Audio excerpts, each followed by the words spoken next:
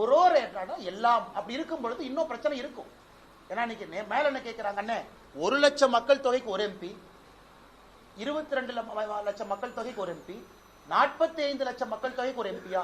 மறுபடியும் அது கண்டினியூ ஆகத்தானே போகும். அது 45 லட்சமா இருக்காது, 30 லட்சத்துக்கு ஒரு எம்பி, 17 லட்சத்துக்கு ஒரு எம்பி, 1,10,000 பேருக்கு ஒரு எம்பி. ஸோ விகிதாச்சார அடிப்படையில் இன்க்ரீஸ் ஆகிறதுனால யாருக்கும் அநியாயம் நடக்காது என்பதை தெல்ல தெளிவா சொல்லுங்க.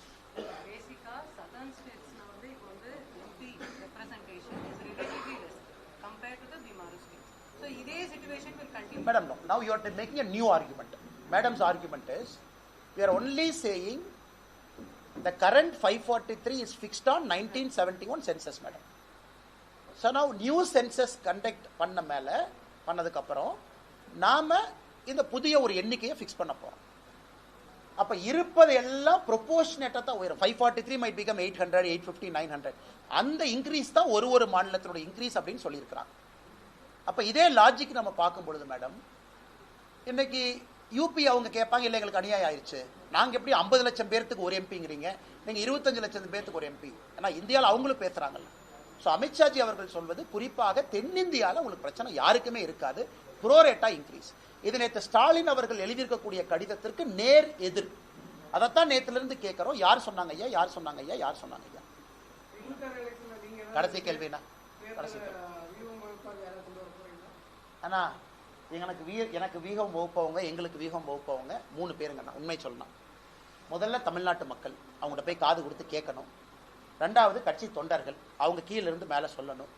3வது பத்திரிகை நண்பர்கள், மாறுபட்ட கருத்தா இருந்தாலும் எங்ககிட்ட ஆக்ரோஷமா நீங்க இந்த மாதிரி நடந்துக்கணும், மென்மையாகவும் நடந்துக்கணும், எங்ககிட்ட கருத்து சொல்லணும்.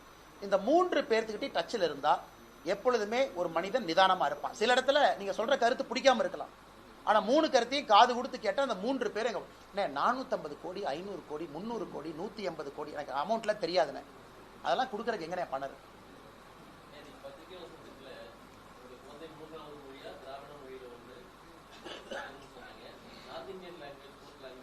ஹிந்தி ஆர் சான்ஸ்கிரிட் படிக்கணும்